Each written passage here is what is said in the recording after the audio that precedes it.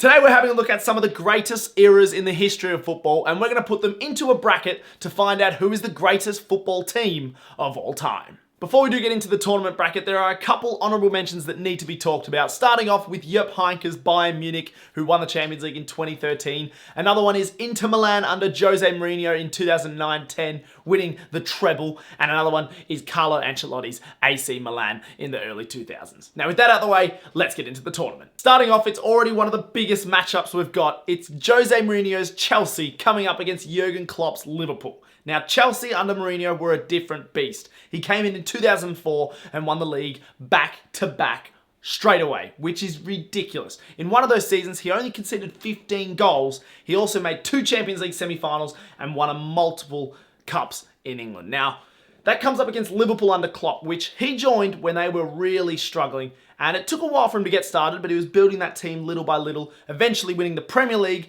and a Champions League. He also made 2 more Champions League finals that I didn't end up winning. And they also won a few cups as well along the way. Trust me, as a Chelsea fan, I remember, because all of them seem to be via penalty shootout. Nevertheless, a success for Jurgen Klopp's Liverpool. Now, the main things we've got to talk about here is pure dominance. Mourinho probably gets the nod.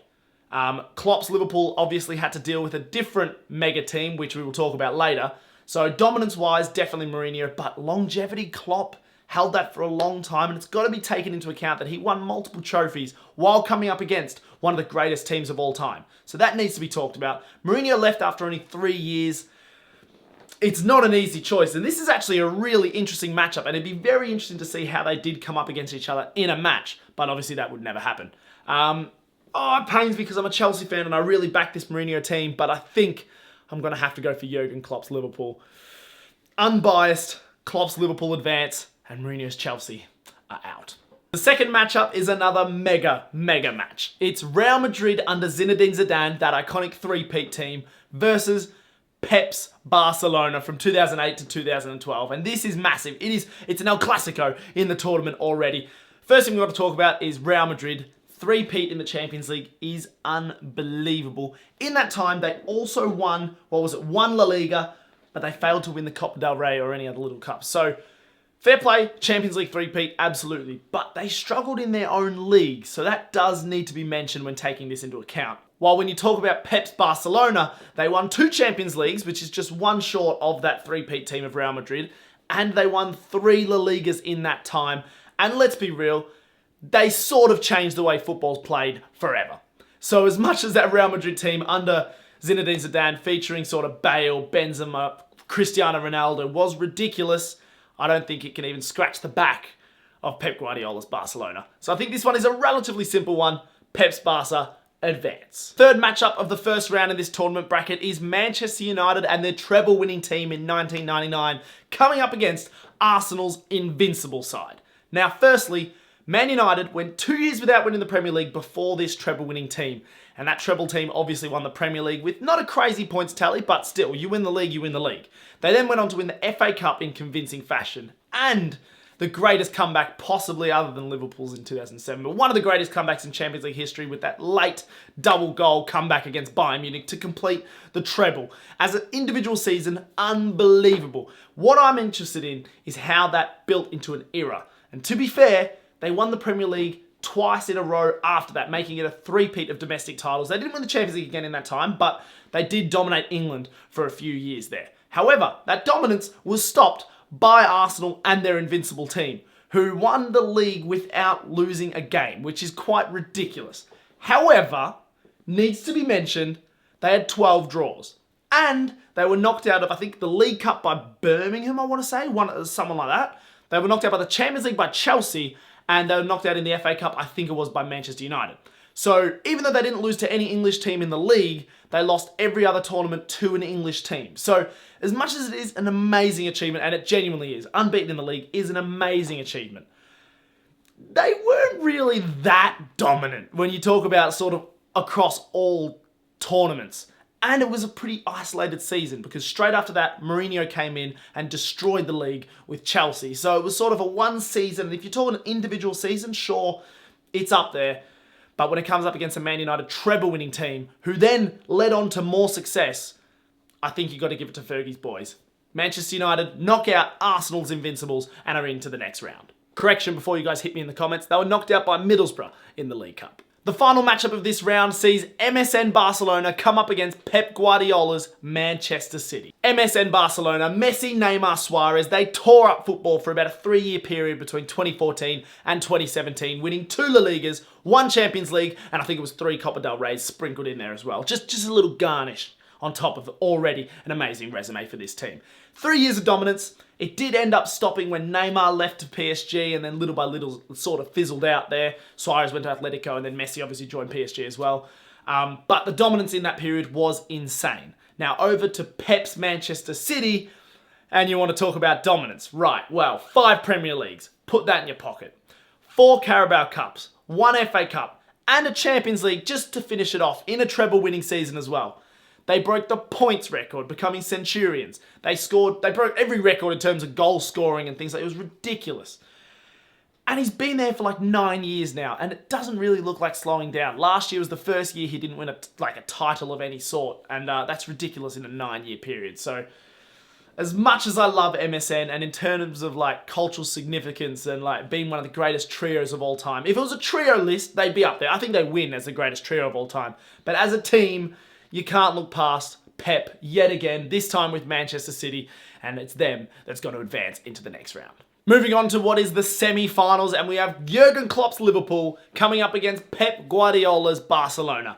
I'm sure Klopp's not going to be happy about coming up against Pep yet again, and there's a reason for it, because he got beaten by Pep. And that's the first thing we want to talk about here. In a semi-final of what is the greatest teams of all time, can you have a team there that wasn't even the best team in their own league at that time?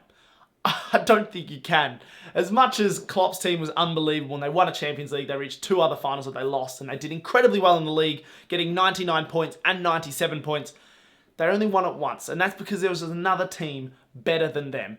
So I can't in good conscience put them through to the final of this sort of bracket tier list thing, knowing they weren't even the best during their own time. So, not that it's an upset, Pep's Barcelona is going to go through quite convincingly as one of the greatest teams ever. And I'm sorry, Jurgen Klopp's Liverpool, still an amazing team, but Pep Guardiola once again has made your day just that little bit worse. The second semi-final sees Manchester United's 1999 treble-winning team come up against their fellow Mancunians, Pep Guardiola's Manchester City team from 2016 until 2025, and it hasn't ended yet.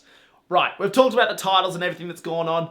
I want to talk about if they come up 1v1, these two sides, Fergie, Pep, Keane, De Bruyne, what are we saying? Who wins? It's probably Pep's Man City, isn't it? Let's be real. Dominance. Pure dominance. And as much as it was a different era, and many people want to argue that this team was better and that team, and it was harder back then, it was da-da-da-da-da-da. Pep revolutionised this game, man, and it's just all over this bracket. Pep is so hard to get past, and I look at this 1999 treble team, amazing, but they did it off like almost amazing vibes. Like the Champions League win, they lost. They really were out of it, and they come back and they managed to win. They won the Premier League with I think like 76 points or something like that, which Pep would scoff at. He's hitting 99s, 100s. Like honestly, it's barely comparable, especially because Pep's team as well was coming up against another of the greatest teams of all time, and they beat them on a consistent basis. And I think it's got to be him. Pep Guardiola, once again, is in a final, this time with Manchester City. And just like that, we have our final. It's Pep's Manchester City facing Pep's Barcelona. Well, if this was a list on who's the best coach of all time, you have your answer. It's got to be Pep Guardiola, because 2 of his teams have made the top 2 in the greatest teams of all time. That is a ridiculous career. And his Bayern Munich team wasn't too bad either, by the way. So, well, how do we even do this? Firstly, let's look at the titles. Man City, 5 Premier Leagues, 1 Champions League, a few domestic cups, multiple domestic cups. Pep's Barcelona has, I think, 3 La Ligas, 2 Champions Leagues, and once again, multiple domestic cups. So Man City probably edged that. And there we have it, the final of the best teams of all time. We have Pep's Manchester City coming up against, well, Pep's Barcelona. If this was an argument of who's the best manager of all time, you have your answer. It's Pep Guardiola, and it's not even close. Now let's talk about 2 of his babies, 2 of his individual squads. Who wins? Starting off, we have Pep's Barcelona. 3 La Ligas, 2 Champions Leagues, and multiple cups sprinkled in there as well. Over to Manchester City, and we have 5 Premier Leagues, 1 Champions League, and a lot more cups sprinkled in there as well. So in terms of titles, you probably lean towards Man City, but it's pretty close. Barcelona did it first. They did the whole revolutionising football first. And it was Pep, obviously, he did the same thing at City. But when it happened, it was crazy. This tiki-taka thing was just taking over the world and destroying teams. We have 2 Champions League finals that Barcelona tore Manchester United apart. And this is the best team in England, under one of the best managers of all time, with some of the best players of all time. And they got beaten convincingly by this Barcelona team. And a lot of it probably has to do with the fact that they had the greatest footballer of all time in their prime. And I just think if you put these two teams like in a game together, an actual match, I think he's the difference. I think Lionel Messi is the difference. And I know what you can say. You can be like, oh, but that's not the squad. That's just one individual player. But yeah, it matters though. Man City's team is unbelievable. Barcelona's team was unbelievable with the GOAT sprinkled on top, just for a bit of garnish, just to add it on top, just to make it that little bit harder for opposition teams. And I think that would be the difference if these two teams come up against each other. And you've got to add in the fact that in the Champions League, which is the big tournament in European football, Pep's Man City actually struggled. They won the Champions League, great, but he's been there for 9 years. 9 attempts at the Champions League. He lost against Chelsea in the final where they should have won, and in the end they got beaten pretty convincingly. And he got locked out by Lyon, AS Monaco, I think Liverpool as well. So like, poor in the big moments, I think it's been harsh. It is one of the greatest teams, and I've already said it's one of the greatest teams of all time. But I think it's fair to say that it's Pep's Barcelona that's going to win this tournament. It has to be. I don't think anyone will argue with that. The crown goes on Pep's head, obviously, and it's with his Barcelona team from 2008 to 2012. Let me know in the comments if you agree with my bracket. If you enjoyed the video, make sure to like and subscribe if you're new around here, and I will see you guys next time.